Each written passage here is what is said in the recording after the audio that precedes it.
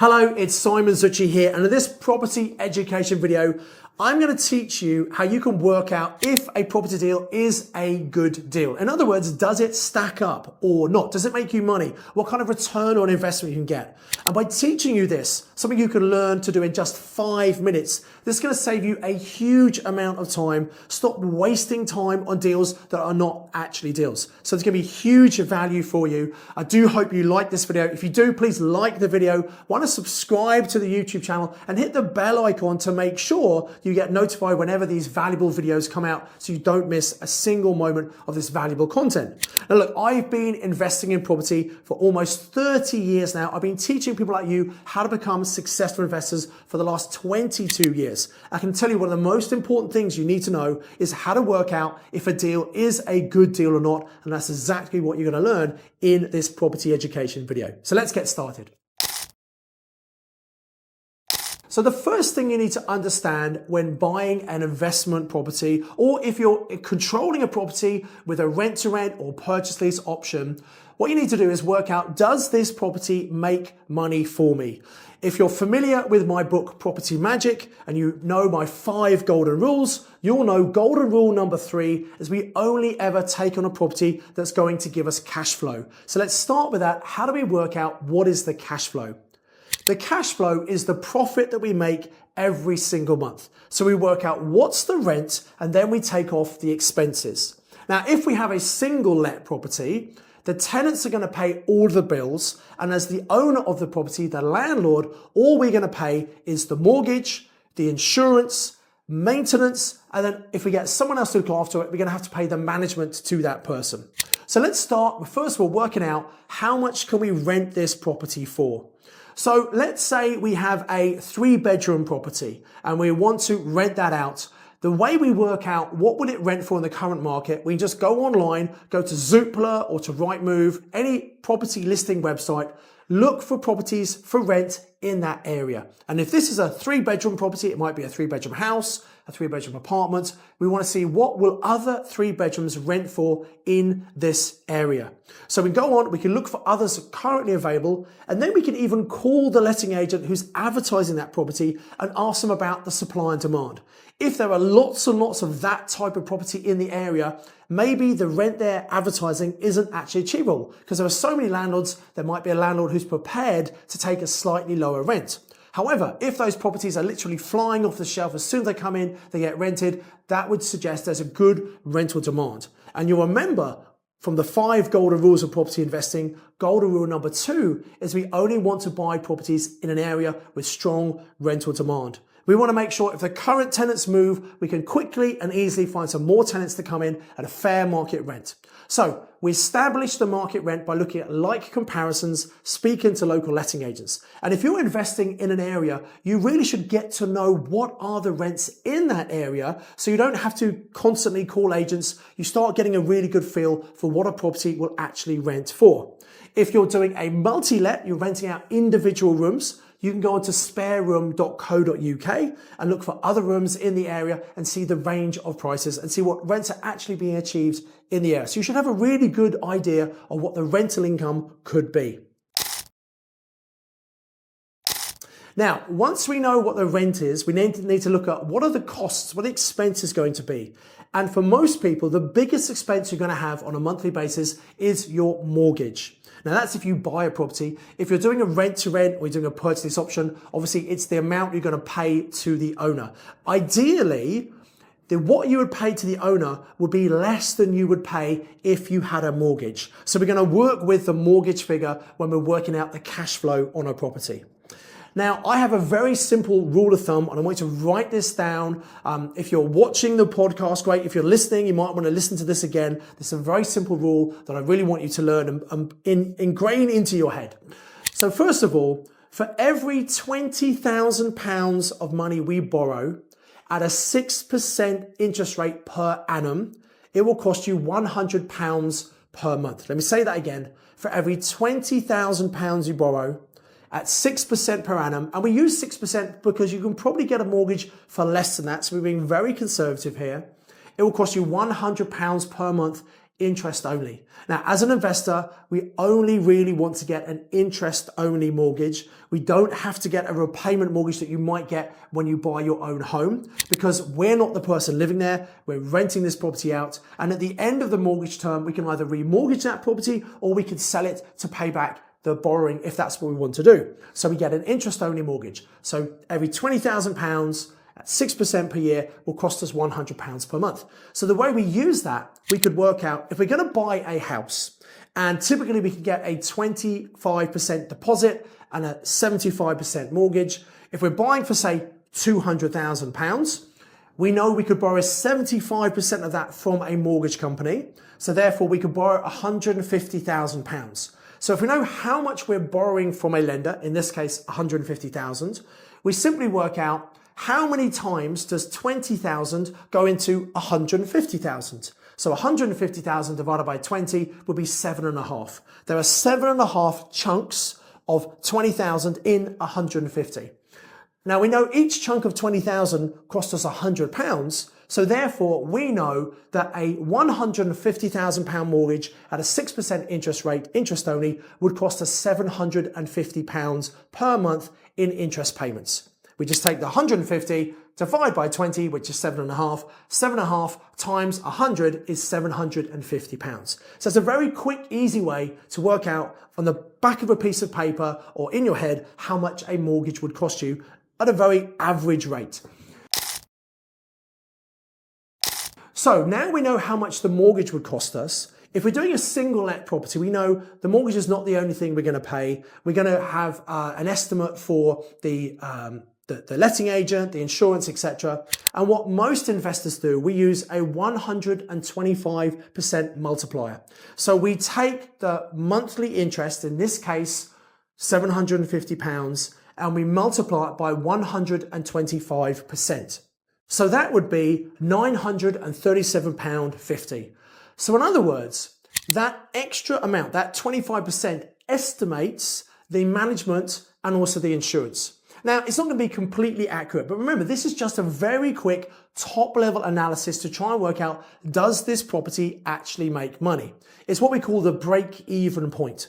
So if the property, in this case, gets a rental income greater than £937.50, this property probably makes a monthly profit. If the rent is less than £937.50, then this property does not make money and you should not buy this property. It's as simple as that. You can very quickly work out, does it make money or not?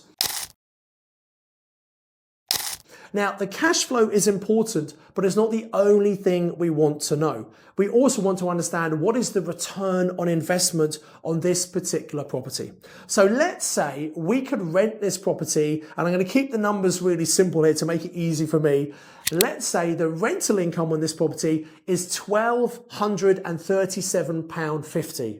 Therefore, the rental income, being £1,237.50, is £300 above the break-even point of £937.50. So this property, on average, will make £300 per month profit. Now, you might think, well, that's not a huge amount of profit. Remember, we're talking about a single let property here.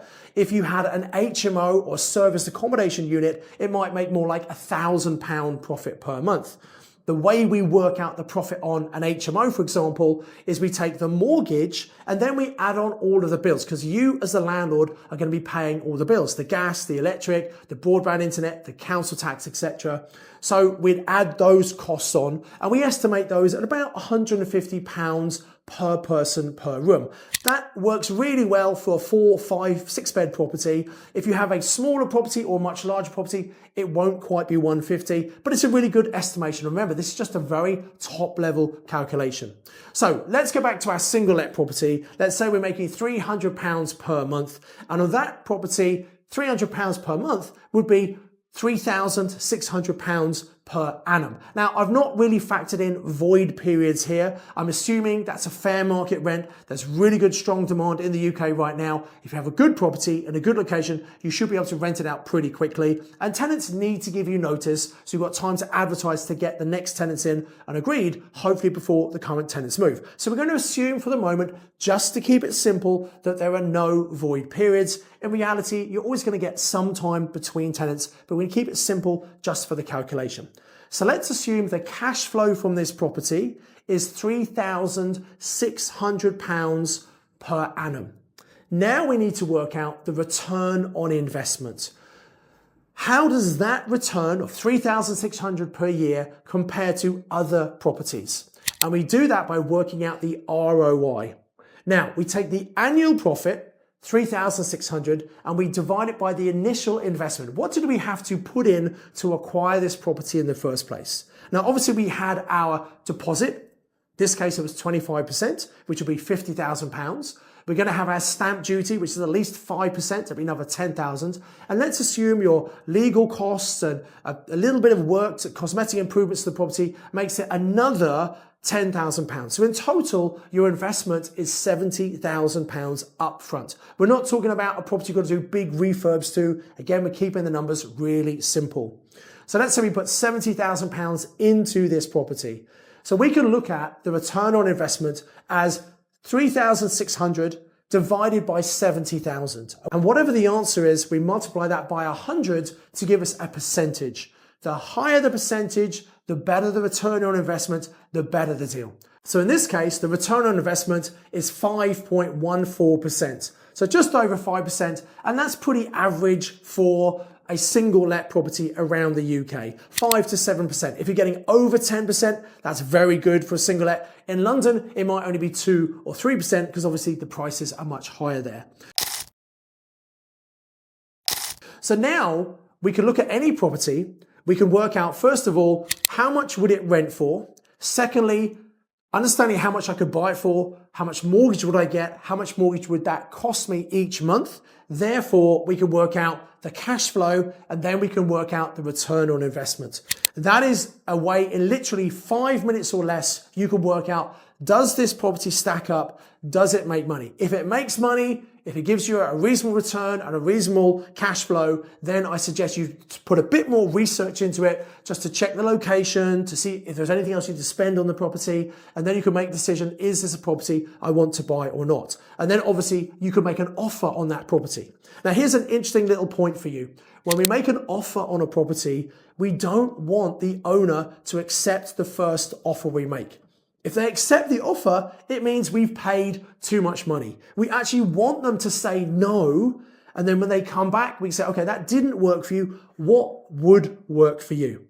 And that's when the negotiation starts. And often just a small increase of a couple of £1,000 might secure that deal for you. So when you work out what you can afford to pay for it, always take some money off that, maybe 10% off, to put in that slightly embarrassing low offer, knowing that it's going to get rejected, but you want it to be rejected. Now, having taught you how you could quickly analyze a deal to work out if it's a good deal or not, you might be thinking, okay, great, now how do I go and find great deals in my area? Of course, you can go online, you can go to Rightmove and Zoopla and start looking for properties. The problem is most people spend hours and hours scrolling through, looking for properties, not really knowing what to actually do. What I do for my students, there's some amazing software called Property Filter. It's software that will help you find potentially motivated sellers. So when you're making offers, you know they're people who are looking for speed and certainty, and they might be more open to discounted offers or creative solutions such as rent-to-rent and purchase lease options, or even vendor finance, where the seller helps fund the deposit for you. So if you want to find great deals, I highly recommend you use Property Filter. If you click on the link in the show notes, or below this video, you'll see you can go and do a free trial of Property Filter for 14 days. And then because you've clicked on my link, you actually get 50% off your first month's subscription. If you don't want to subscribe, you can cancel within the 14 days and you don't pay anything. However, when you see how easy it is to find motivated sellers in your area, I'm pretty sure you're going to want to use Property Filter as a very powerful deal to find great deals. But come and give it a try. There's a whole load of complimentary training, weekly support calls to make sure you understand how to use the software and find great deals in your area. So now there's no excuse for not knowing how to find deals. There's no excuse for not knowing how to work out if it's a good deal or not. Click on the link below. Come and try the trial for Property Filter. I do hope you've gained value from watching this YouTube video. Make sure you like the video, come and subscribe to the YouTube channel and hit the bell icon to make sure you're notified anytime a new video comes out like this. I promise you, watching my property education videos is going to help you to become a more successful investor. It's going to save you time and help you make more money. Until the next video, I'd encourage you to invest with knowledge, invest with skill.